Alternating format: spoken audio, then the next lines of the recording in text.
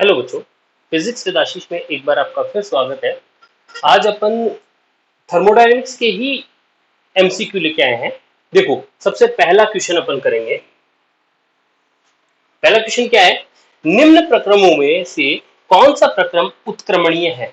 Reversible process के बारे में पूछ रहा है अपने से। चाय के प्याले में दूध का डालकर, पहला ऑप्शन दे रखा है चाय के प्याले में दूध डालकर हिलाना। दूसरा ऑप्शन दे रखा है जल प्रपात का गिरना, रिवर्सिबल नहीं है। वैद्युत अपघटन, बिल्कुल सही आंसर, इसका आंसर होगा स, वैद्युत अपघटन। उसमें आयन का बनता है, आयन वापस कंबाइन होते हैं, तो ये एक रिवर्सिबल प्रोसेस है। बाकी चाय के प्याले में दूध डाल के हिलाना, ऐसा नहीं है कि वो दूध ठंडा हो जाएगा, ठंडा होकर अपने आप ही गर्म हो जाएगा, ऐसा नहीं होता, तो रिवर्सिबल नहीं है। घर्षण के विरुद्ध कार्य करना, द ऑप्शन, ये भी नहीं होगा, तो इसका आंसर क्या है? विद्युत अपघटन। ध्यान से अगला क्वेश्चन देखो। निम्न प्रक्रमों में से कौन सा प्रक्रम अनुत्क्रमणीय है?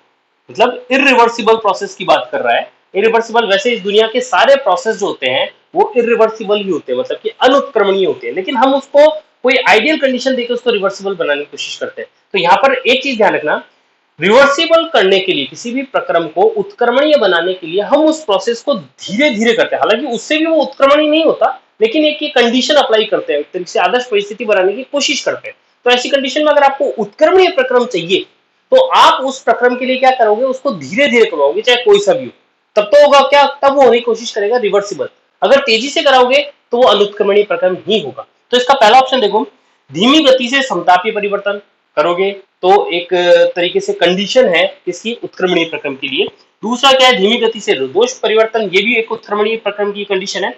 तीसरा है गैसों का विसरण, ये एक अनुत्क्रमणीय प्रक्रम, इरिवर्सिबल प्रोसेस है। क्या? गैसों का विसरण, ये वापस लौट के नहीं होता। चौथा है वाष्पन प्रक्रिया, ये वापस हो सकती है, तो यानी कि इसका आंसर होगा स। अगला क्वेश्चन देखो, निम्न में से कौन सा उपक्रम उत्क्रमणीय है? उत्क्रमणीय, इस बार वापस रिवर्स अपन को उत्क्रमणीय प्रक्रम की बात कर रहा है, रिवर्सिबल प्रोसेस की बात कर रहा है। तो पहला ऑप्शन है घर्षण से ऊष्मा की उत्पत्ति नहीं है, क्योंकि वापस ऊष्मा से वापस कार्य नहीं किया जा सकता, या घर्षण में उसको नहीं बदला जा सकता। घर्षण से ऊष्मा बदल गई, ऊष्मा से वापस घर्षण नहीं होगा, तो ये उत्क्रमणीय प्रक्रम नहीं है। और दूसरा है धारा में प्रतिरोध का गर्म होना। धारा से प्रतिरोध का गर्म होना नहीं, ये एक तरीके से लॉस हो जाता है। जब किसी वायर में करंट का फ्लो होता है तो वायर जो है गर्म हो जाता है, ऐसा नहीं है कि उस गर्माहट को लेकर अपन धारा वापस बना ले, तो रिवर्सिबल प्रोसेस नहीं है। अगला ऑप्शन है ऊष्मा का गर्म से ठंडी वस्तु की और प्रवाह। ऊष्मा का गर्म से ठंडी वस्तु की तरफ प्रवाह, ये भी इरिवर्सिबल प्रोसेस है, क्योंकि ऑपोजिट इसका नहीं हो पाता।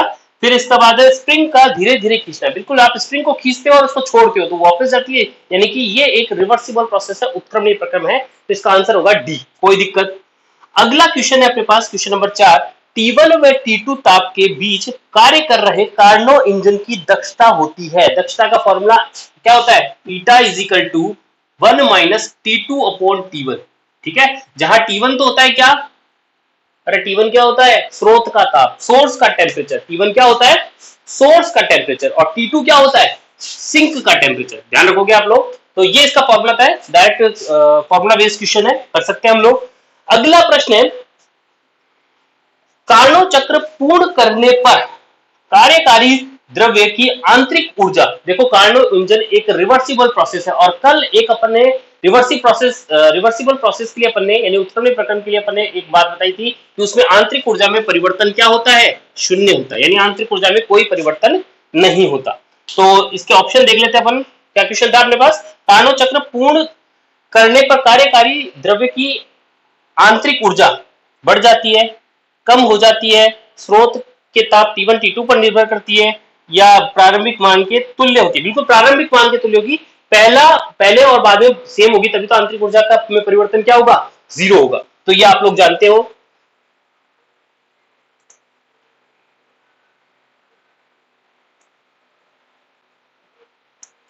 इसके बाद में अगला प्रश्न देखिए, कौन सा? Question number 5। 5 अपन कर चुके हैं। छठा क्वेश्चन देखिए, कार्नो इंजन की दक्षता निर्भर करती है। कार्नो इंजन की दक्षता जो है वो किस पर निर्भर करती है? ऑप्शन नंबर 1, केवल स्रोत के ताप पर। केवल नहीं है, स्रोत के ताप पर बिल्कुल डिपेंडेंट है, आपको अभी बताया T2 और T1 पे दोनों पर डिपेंड करती है। दूसरा ऑप्शन है केवल रेफ्रिजरेटर, कहां गया रे क्वेश्चन, कहां गया? केवल सिंक के ताप पर बिल्कुल करती है।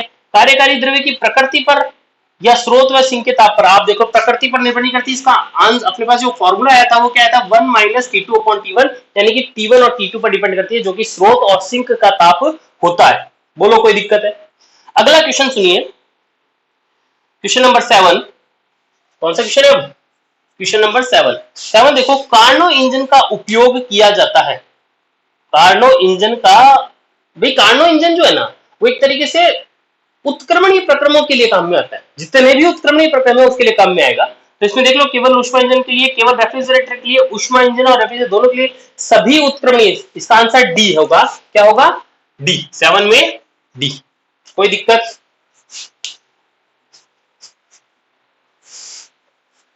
अगला देखो 8th नंबर, कार्नो चक्र के अंत में कार्यकारी पदार्थ का ताप होता है। कार्नो इंजन के चक्र के अंत में कार्यकारी पदार्थ का ताप होता है। देखो कार्नो इंजन में आपको याद हो तो अपने एक इस प्रकार का ग्राफ बनता था ना, याद हो, पी और वी में ग्राफ बनाते थे। तो यहाँ पे आपको याद हो P1 V1 T1, ये होता था P2 V2 T1, P3 V3 T2, और यहाँ होता था P4 V4 और T2। इस प्रकार ही तो होता था, याद हो तो आपको कार्नो इंजन का।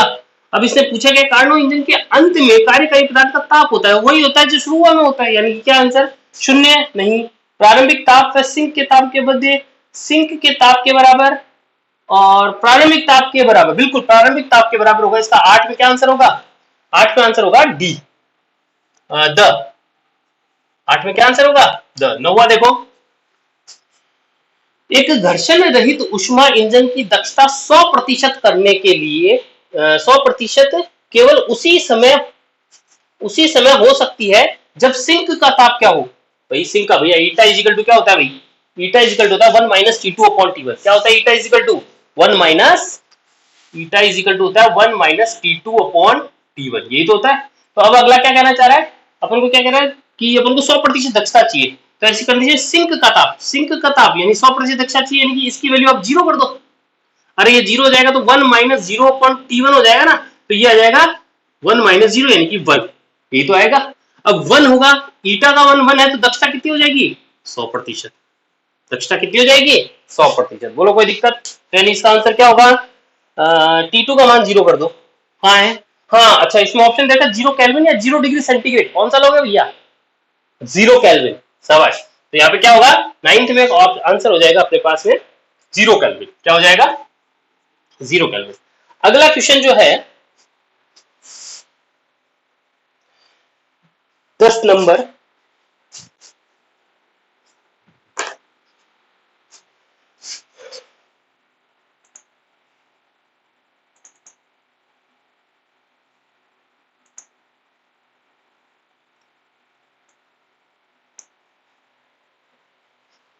क्वेश्चन है, एक इंजन ऊष्मा स्रोत से Q1 ऊष्मा ग्रहण करता है और ऊष्मा Q2 सिंक को निष्कासित कर देता है, तो सदैव, अरे भैया अपने पास इंजन ऊष्मा है ना, तो इंजन में क्या होता है, शुरुआत की जो ऊष्मा ली जाती है जिससे वो Q1 ज्यादा होगा Q2 से। अगर यही क्वेश्चन रेफ्रिजरेटर के लिए होता तो Q2 is greater than Q1 होता। अरे ये किसके लिए होगा? ये होगा किसके लिए? इंजन, ऊष्मा इंजन के लिए। और ये किसके लिए होगा? रेफ्रिजरेटर के लिए, रेफ्रिजरेटर के लिए। ठीक है, कर लोगे? तो इसमें कौन सा आंसर होगा? Q1 is greater than Q2, यानी कि 10 नंबर में आएगा अ। 11 नंबर देखो, 11 नंबर की बात करें, अब वही आगे जो अभी अपन बात कर रहे थे, एक रेफ्रिजरेटर निम्न ताप के निकाय से Q1 ऊष्मा ग्रहण करता है और वातावरण Q2 ऊष्मा निष्कासित करता है, वातावरण में कर देता है, तो सदैव क्या होगा? Q2 is greater than Q1 होगा। तो आसान सा क्वेश्चन था, कौन सा आंसर होगा? ब। 11 में ब। 13 का देखो, 12 का देखो, कार्नो इंजन की दक्षता कब अधिक होगी? भैया अभी ये दूसरी तीसरी बार आ गया question, eta is equal to 1 minus T2 upon T1, यही तो होता है, और यही तो फॉर्मूला होता है 1 माइनस T2 अपॉन T1। अब देख लो, अगर आपको क्या करना है इसमें, अधिक कब होगी, तो या तो T1 अगर ये कम होगा, नहीं सॉरी ज्यादा होगा, T1 का मान अगर ज्यादा होगा तो ये वैल्यू क्या हो जाएगी? कम हो जाएगी, तब दक्षता बढ़ जाएगी। दक्षता क्या हो जाएगी? बढ़ जाएगी। अगर T1 क्या हुआ? ज्यादा हुआ, या T2 जो है वो कम हो। ये T2 है सिंक का ताप और ये T1 है स्रोत का ताप। अब चेक कर लो इसके ऑप्शन क्या है। जब स्रोत का ताप बढ़ाया जाए, जब स्रोत का ताप, बिल्कुल सही है, ये वाली बात तो सही है। और भी ऑप्शन हो सकते हैं क्या? जब सिंक का ताप बढ़ाया जाए, नहीं ये तो गलत है, वह ऑप्शन गलत है। समय इंजन की दक्षता नियत रहती नहीं, ऐसा भी नहीं है, कुछ नहीं कहा जा सकता बिल्कुल। तो ये लोग कुछ नहीं कह सकते, अपन लोग कह सकते हैं क्या कि स्रोत का ताप बढ़ाया जाए। तो इसका आंसर क्या होगा? 12 का क्या होगा आंसर? इसके बाद देखो 13 का। 13 की मैं बात करूं तो एक कार्नो इंजन, सेम फॉर्मूले पे बेस्ड क्वेश्चन है।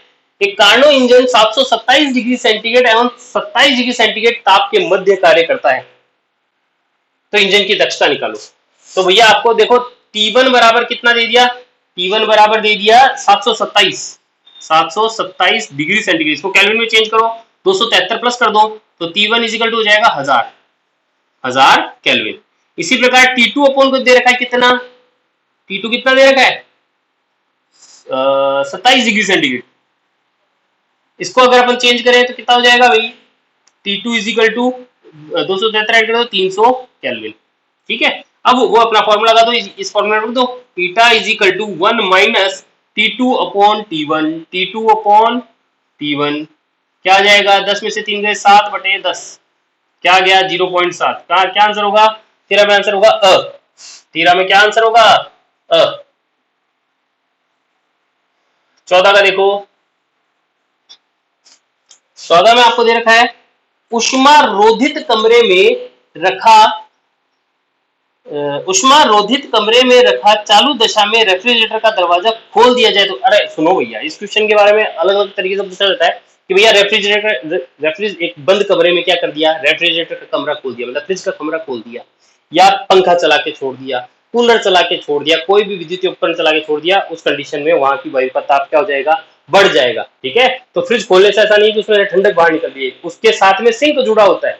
अगर उसके सिंक को आप कमरे से बाहर शिफ्ट कर दो, जैसा कि अपने उसमें होता है, क्या बोलते हैं, एसी में, एयर कंडीशन में क्या होता है? उसका एग्जॉस्ट बाहर की तरफ होता है, तो जो वो सिंक है एक तरीके से वो ऊष्मा का परित्याग करता रहता है, वो बाहर की तरफ कर दे, ऐसी कंडीशन में तो कमरा ठंडा हो जाएगा। लेकिन रेफ्रिजरेटर में यानी कि फ्रिज के अंदर उसका सिंक उस कमरे के अंदर ही होता है, तो वो लगातार ऊष्मा का परित्याग करता रहेगा और कमरा क्या हो जाएगा? गर्म। ठीक है, इसी प्रकार पंखा चालू छोड़ दोगे तो भी पंखा वायु को क्या कर देगा? गतिज ऊर्जा क्या करेगी? उसकी बढ़ जाएगी। अगर एक बंद कमरे में पंखे को चला के छोड़ दिया है तो वहां उपस्थित वायु जो है वो क्या होगी? उस पंखे के साथ में चक्कर काटेगी, तो उस हवा की गतिज ऊर्जा में क्या हो जाएगी? वृद्धि हो जाएगी। और हवा की गतिज ऊर्जा में वृद्धि होगी तो ऐसी कंडीशन में क्या होगा? उस कमरे का ताप बढ़ जाएगा। ठीक है, तो इसका आंसर क्या हो जाएगा? क्या था? ऊष्मा रोधित कमरे में, एक बार रुको, ऊष्मा रोधित कमरे में रेफ्रिजरेटर का दरवाजा खोल दिया जाए तो क्या होगा? देखते हैं। कमरे का ताप निश्चित डिग्री तक कम, नहीं, कमरे को रेफ्रिजरेटर के ताप तक ठंडा किया जा सकता है, नहीं। कमरा थोड़ा सा गर्म हो जाएगा, बिल्कुल सही है, कमरा न गर्म होगा न ठंडा होगा। इसका 14 का आंसर होगा स। 15 का देखो, 15 में आपको देखना क्या दे रखा है?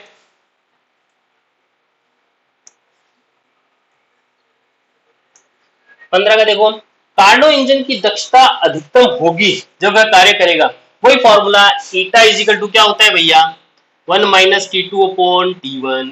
ठीक है, आपको क्या बोल रहा है अगला क्वेश्चन? का है समान ताप, नहीं, कार्नो इंजन की दक्षता अधिकतम होगी जब वह कार्य करता है 300 केल्विन से 250 केल्विन तक।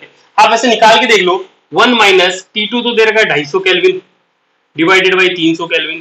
ठीक है, दूसरे वाले में हो जाएगा 1 माइनस कितना हो जाएगा? 300 डिवाइडेड बाई 600, यही होगा क्या? अगले वाले में हो जाएगा 1 माइनस 400/800, ये तो सेम ही हो गई। फिर अगले में दे रखा है अपन को कितना? 1 माइनस कितना है रे? 10 डिवाइडेड बाई 100, यही होगा क्या? तो अब देखते हैं क्या होगा इसका आंसर। अगर आप इसको सॉल्व करोगे तो 5 5 जा 25, 5 6 जा 30, यानी कि 6 माइनस 5 यानी 1/6, इसका आंसर आएगा 1/6। इसका कितना आएगा? 1/2। वही आधा ही तो है, एक में से आधा गया आधा, ये भी आधा, और ये कितना हो जाएगा? 100 में 10, 90/100, यानी कि कितना हो जाएगा? 0.9। इसका मान हो जाएगा 6, यानी कि 6 1 जा 6, 0.8, एक फिर 4 6 6 जा 30.16 आ जाएगा। ये 0.5 होगा और ये 0.5 होगा। आप बताओ कौन सा आंसर होगा इसमें से? सबसे ज्यादा दक्षता, सबसे ज्यादा के लिए पूछा गया, कम सबसे कम पूछा गया क्वेश्चन। कहा गया कार्नो इंजन की दक्षता अधिकतम होगी जब वह कार्य करेगा 0.9 वाली कंडीशन में अधिकतम के लिए बोल रहा है, तो अपने पास आंसर क्या हो जाएगा? डी, 15 में द। 16 का देखो, कोई दिक्कत है इसमें? कर लोगे? बहुत अच्छी बात है। 16, समान तापों के मध्य कार्य करने वाले सभी उत्क्रमणीय ऊष्मा इंजन की दक्षता समान ताप पर काम करे। ईटा इज इक्वल टू क्या हो गया? 1 माइनस T2 अपॉन T1। ये तो बोल रहे हैं समान ताप पर के मध्य कार्य उत्क्रमणीय प्रक्रम के लिए अपन दक्षता का फॉर्मूला यही। अगर ये दोनों समान हो जाए तो क्या हो जाएगा भैया? समान तापों के मध्य कार्य करने पर उत्क्रमणीय ऊष्मा इंजन की दक्षता समान होती है, कार्यकारी पदार्थ पर निर्भर करती है, दाब को बदलने पर परिवर्तित होती है, अन्य भौतिक राशि समान रहती है। क्या हो जाएगा इसका आंसर? समान तापों के मध्य अगर कार्य कर रही है तो क्या होगा आंसर? समान रहती है। बोलो कोई दिक्कत है? कर लोगे क्या आप लोग? बहुत अच्छी बात है। इसका आंसर क्या होगा?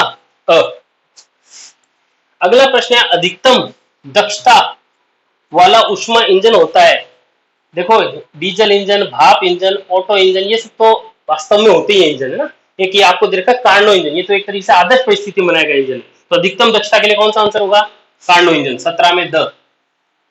16 में क्या था भैया? 16 में था अ, और 17 में क्या हो जाएगा? 17 में हो जाएगा द। 18 का देखो, यदि ऊष्मा रोधित बंद कमरे में बिजली का पंखा चलाया जाए, अभी बात की थी, उसकी गति जो वायु की गति जो बढ़ जाएगी और उसका ताप क्या हो जाएगा? पहले से अधिक हो जाएगा। वायु का ताप क्या हो जाएगा? पहले से अधिक। 18 में ब। 19 का देखो भाई, 19 में दे रखा है, किसी युक्ति द्वारा ऊष्मा को कार्य में पूर्णतः परिवर्तित करना संभव नहीं है। किसी युक्ति द्वारा ऊष्मा को कार्य में पूर्णतः परिवर्तित, बिल्कुल सही बात है। ये एक तरीके से ऊष्मा गति का द्वितीय नियम है। और ये क्या है? यह कथन दिया गया है ऊष्मा गति के संलयन के नियम में द्वितीय नियम। इसका आंसर क्या होगा? स, ऊष्मा गतिकी के द्वितीय नियम से डायरेक्ट याद होना चाहिए। 19 के में क्या जाएगा? ऊष्मा गति के द्वितीय, बिल्कुल सही होगा। ठीक है, एक क्वेश्चन और देखते हैं अपन, उसके बाद में अपन अपने समाचार समाप्त करेंगे। क्वेश्चन नंबर 20 देखो, ऊष्मा गतिकी का द्वितीय नियम आधारित है। ऊष्मा गतिकी का द्वितीय नियम किस पर आधारित है पूछा जा रहा है?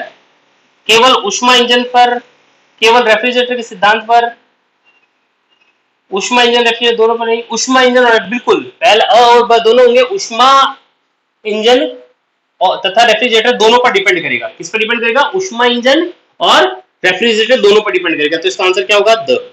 कर लोगे क्या? बोलो कोई दिक्कत? सिंपल है। तो ऊष्मा गतिकी के अपन ने कुछ क्वेश्चन किए, अगर और भी मुझे कोई अच्छे क्वेश्चन मिलते हैं तो मैं आपको करवाऊंगा। इसके अलावा अपन और भी अगला चैप्टर भी स्टार्ट करेंगे। आज के समाचार यहीं समाप्त करते हैं। नमस्कार।